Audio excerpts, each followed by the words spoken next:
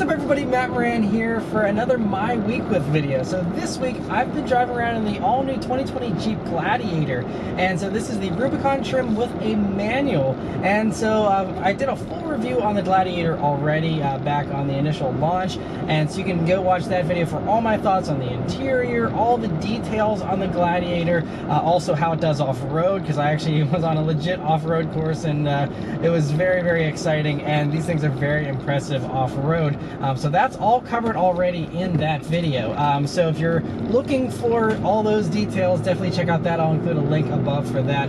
But this video is mostly going to focus on what it's like to live with one. I drive one around for a week, and also this manual transmission, which is very cool that they even offer it, considering, I mean, there's basically no other manual trucks out there these days. Everything's gone automatic, and understandably so, but I love that, you know, they're keeping with the Wrangler experience with still offering a manual here. And so there's a couple other things I want to mention before I get into the manual thing, because that's going to take me a while. But first, you know, there's a couple Jeep quirks that you notice whenever you daily drive a Jeep. And, you know, one of the things is, for example, there is no footrest for your left foot. So every other car in the world basically has a dead pedal that you rest your left foot on. This has no such dead pedal, and so your left foot is just hanging. So your ankle is always at a sharper angle than what it usually is, or I guess a wider angle than, you know, what you usually have with a nice, even like 90-degree angle your ankle's usually sitting at. So that's just something that on long trips and longer drives can get uncomfortable, and I noticed that actually back whenever I had the 2018 regular JL Wrangler 2-door, and I drove that around and actually went 650 miles total in that. And with that, wasn't great on a road trip for that reason. You had to just kind of keep repositioning your left foot, but not a huge deal. It's something I guess you could get used to. I wish they could find some way to put a little footrest there. Another thing is, you know, you have very loose steering. So, you know, when you see in the movies, whenever you see people driving and it looks really unrealistic because they're going like this, yeah, well, that is actually realistic if they're driving a Jeep, because this is me not turning. And so obviously you have to have loose steering because this vehicle sits very high up, and if you had super sharp steering, it'd be very easy to roll, I'm guessing, or easier to roll. And so I get that it's kind of a safety thing, and also just kind of what you're expecting with a Jeep. But as someone, you know, if you're daily driving one of these, you will notice that it takes a lot more focus on the highway to stay in a straight line, especially if there's any kind of wind, because you get blown around more in this than you do with any other vehicle. And you also have the looser steering you have to focus on too. But I mean, you know, I don't want to bash on the Gladiator here, because it is very fun. And of course, if you're buying a full-fledged Jeep like this, then you kind of know what you're getting yourself into, or at least you should. If you want, you know, an easy, comfortable commuter, you can spend tens of thousands less on other Jeeps that are going to be way more comfortable, drive way better, but just be less off-road capable. The only reason why you should be looking at Gladiator, honestly, is if you really do enjoy the off-road capability and that's something that you want to actually use, you know, then this is going to be fantastic. Because I mean, there's lots of other mid-sized truck competitors that are also, again, way cheaper, that you know, are going to be a little bit more refined as far as daily driving goes. Obviously, they don't have the character that the Jeep has, and so again, that's just something you would have to test drive one to kind of get a good idea of whether or not that's something that you would actually enjoy over the long term. But so one thing though that I'm noticing here about the Gladiator is this manual is pretty polarizing. So I love manuals. Every single car I've ever bought has been a manual transmission, but after a week with the manual in the Gladiator here, I would almost certainly spend the extra $2,000 for the automatic. The manual itself is actually quite nice, so it has actually really precise shifts. Even though it's a long throw, it actually feels really good to kind of row through the gears aggressively and kind of you know, whip this truck around and drive it in a sporting fashion is actually a lot of fun. So I have no problems with that. The main problem I have with this manual is the gearing. The gearing is just way too tall, and the gears are way far spaced apart, so that, you know, one gear you're like redlining, the next gear it's like you've fallen off a cliff and you're sitting at, you know, 1500 RPMs. And so that's kind of the interesting thing. So basically, you know, first gear is super short, even shorter than it is on the automatic first gear, because they want to have that really great ability to crawl and all that with the manual, which is awesome. So first gear here, very nice and peppy, but, you know, red line's quick, and then you go to second. Second's also very peppy, Third gear feels great. Basically, treat this like a 4-speed. Drive it like a 4-speed manual, you'll have no problems. Fourth is a 1-to-1 gear, so that's great. And then fifth and sixth feel almost identical. There's very little difference, and both of them are way too tall. Like, so tall that at least with, you know, the bigger tires we have here on the Rubicon, the 33-inch tires, with this, I mean, this has the 410 gears out back, so it's, you know, got a pretty quick rear diff. You do get a 373 in the lower versions of the Gladiator, or if you don't get the tow package on, I think, the Sport S trim. So this has the faster gears. You would think that would help acceleration, but you do have the taller tires, which do slow it down a little bit.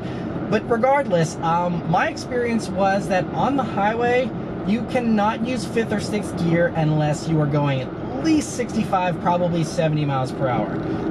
Even fifth is basically unusable under 65, because if I go into fifth or sixth on the highway and I'm doing less than 65, it like struggles to maintain speed. Like, I can't even continue doing 65 with my foot nearly to the floor. So it really feels like you're bogging it down, and, you know, just is out of this engine's power range. And so that's just something that's a little unfortunate, that you really got to be flying, you know, doing 70 or more for fifth or sixth to really even be worthwhile. Otherwise, if you want to have any kind of passing power, any kind of climbing power, I mean, fifth and sixth are really only useful, you know, below 70 miles per hour if you're going downhill or you have a tailwind or something.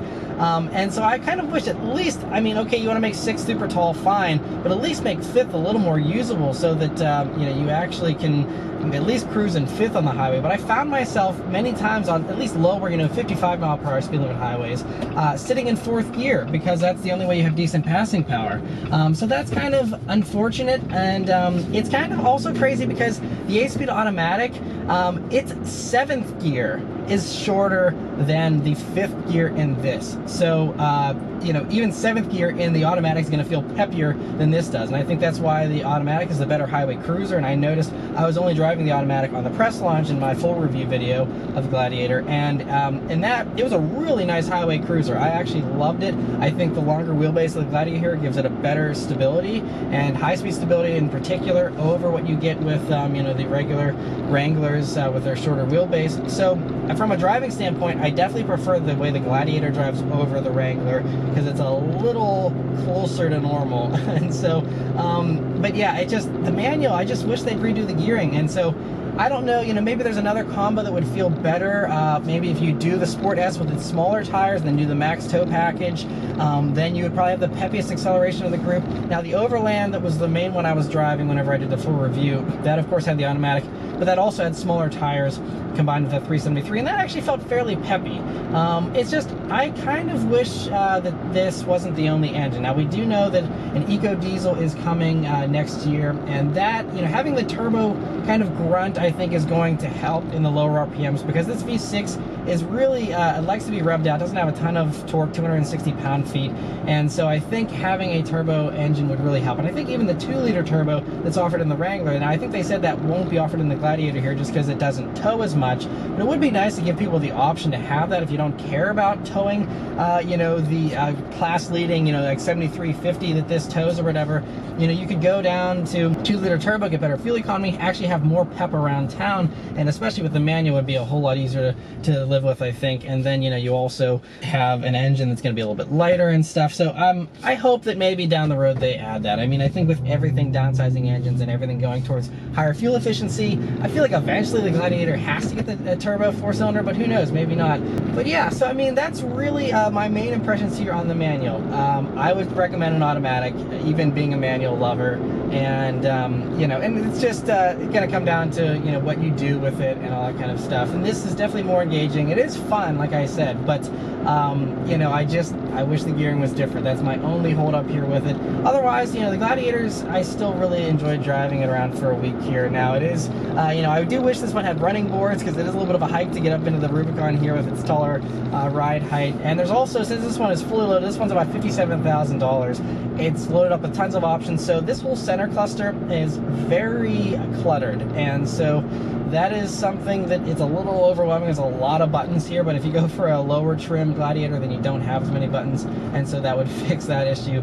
And so that again just comes down to how much stuff do you need. Do you need all the lockers you get with the Rubicon? Do you need you know, all that type of stuff? Then, you know, go for it. But if not, I think having, you know, a lower grade Gladiator would also save you a ton of money and give you less buttons and clutter in here. So another thing that's worth mentioning here about my week with the Gladiator is my fuel economy that I got. So the EPA rates these at, for the manual, at 16 in this city, 23 on the highway, and 19 combined. So in my week of driving here, I did primarily city driving. I did do a fair amount of highway driving. I would say I drove this vehicle 113 miles, and I would say maybe 40 of those miles were highway, maybe. And so anyway, my fuel economy here was 17.3 mpg. I mean, over 17 is better than I was expecting. I honestly was because I was driving this vehicle fairly hard, again, because it's not a fast vehicle, so you really have to drive it you know, hard if you want to get anywhere quickly or even keep up with traffic, honestly.